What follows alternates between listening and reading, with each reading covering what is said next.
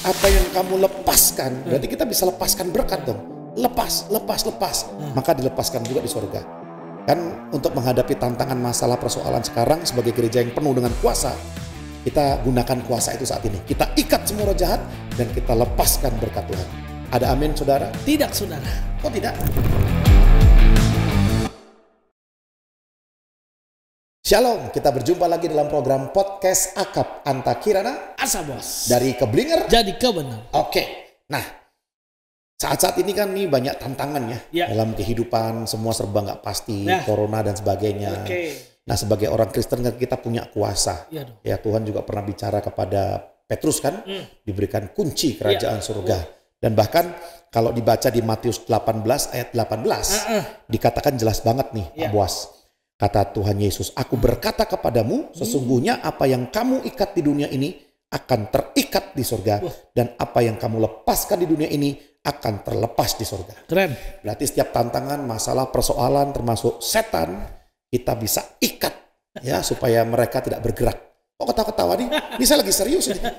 Ya. Terus kemudian apa yang kamu lepaskan, berarti kita bisa lepaskan berkat dong. Lepas. Maka dilepaskan juga di surga. Kan untuk menghadapi tantangan masalah persoalan sekarang sebagai gereja yang penuh dengan kuasa, kita gunakan kuasa itu saat ini. Kita ikat semua roh jahat dan kita lepaskan berkat Tuhan. Ada amin saudara? Tidak saudara. Kok tidak? Karena ayatnya tidak ngomong gitu saudara. Maksudnya gimana? Coba lihat dong saudara. Ini kan dikatakan Matius 18 ayat 18 ya. Aku berkata kepadamu. Kepada siapa? Kepadamu.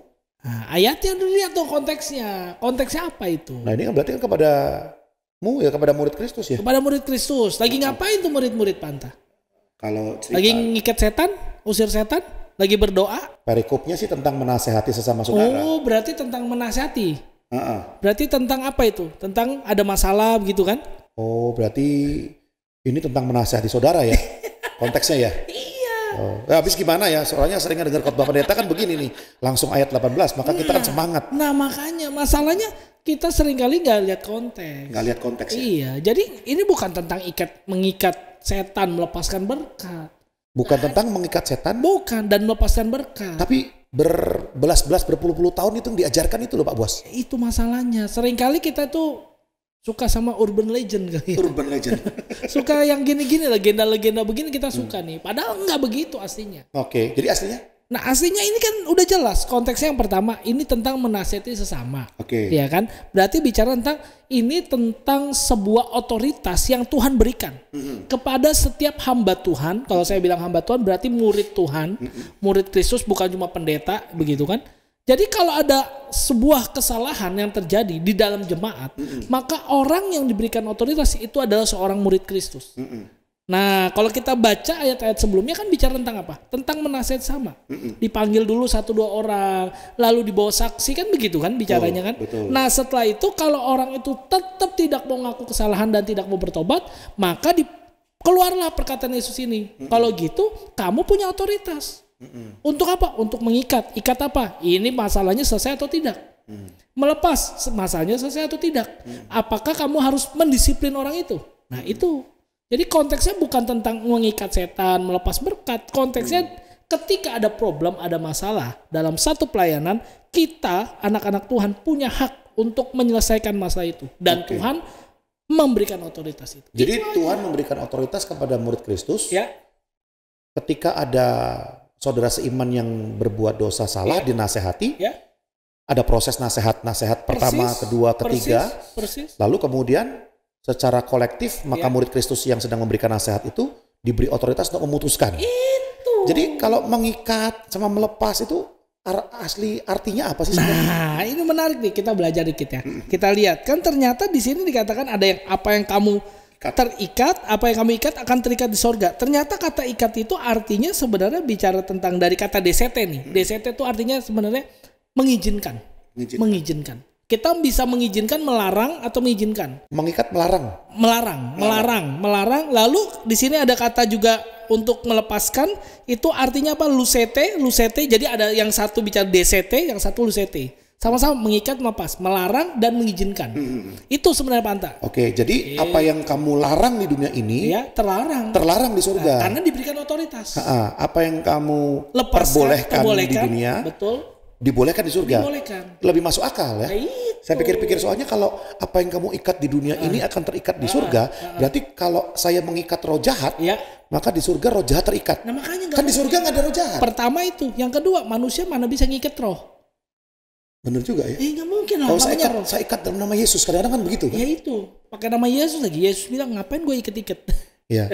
Oke, jadi nggak masuk akal ya. Sangat. Saya jadi sadar nih sekarang ya. Jadi kalau mengikat roh jahat di dunia, terikat di surga. Padahal di surga nggak ada roh jahat. Nggak ada.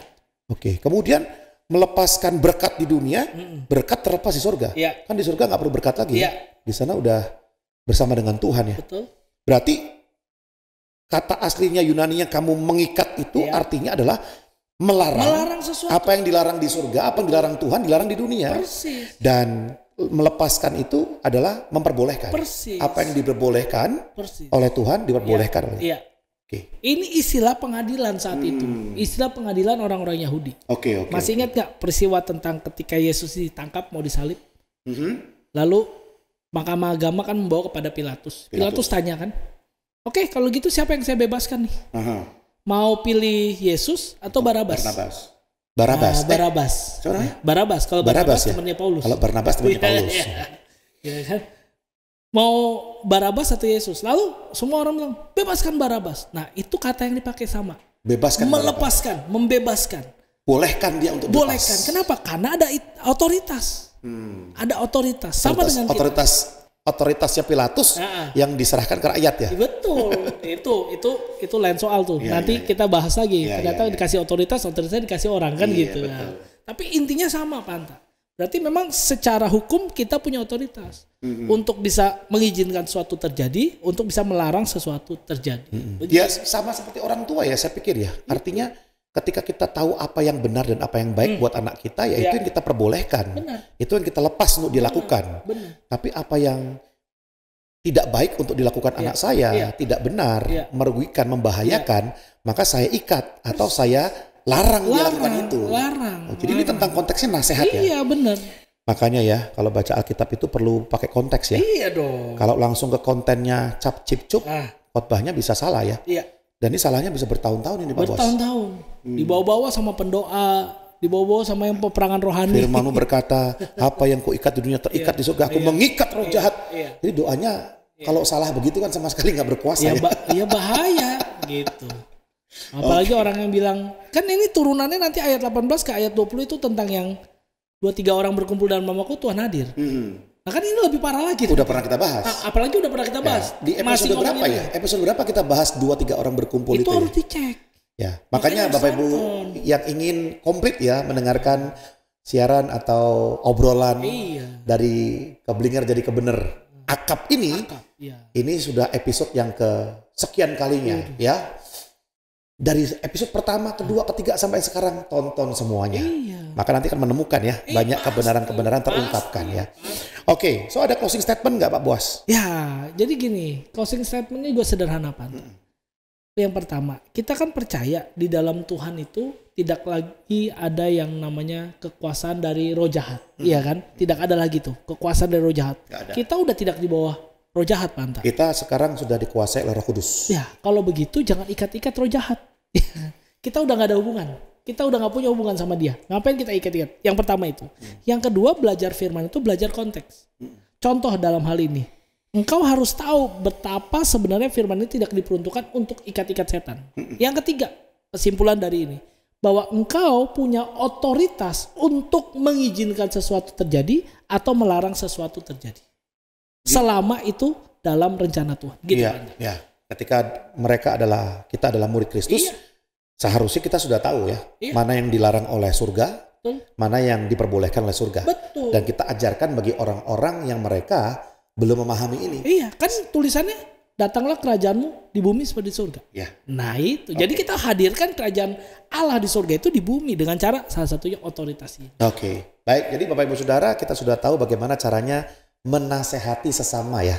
menasehati sesama orang beriman. Jika ada yang salah atau berdosa, silakan bisa tegur ya, empat mata, bisa juga bawa saksi, bisa juga membawa saksi lebih banyak lagi dengan tujuan bahwa mereka bisa mengalami pertobatan. Ya, tetapi di dalam konteksnya itu kita perlu sampaikan bahwa apa yang dilarang oleh surga kita perlu ikat itu, kita perlu larang itu, dan apa yang perlu dilepaskan atau diperbolehkan oleh surga kita minta mereka untuk melakukan itu semuanya. Oke, kita sudah menyelesaikan topik hari ini. Kita akan bertemu dalam topik selanjutnya. Namun ingat untuk tulis di kolom komentar jika ada pernyataan atau pertanyaan bahkan ayat yang mau kita bahas. Sampai ketemu dalam podcast akap selanjutnya. God bless you.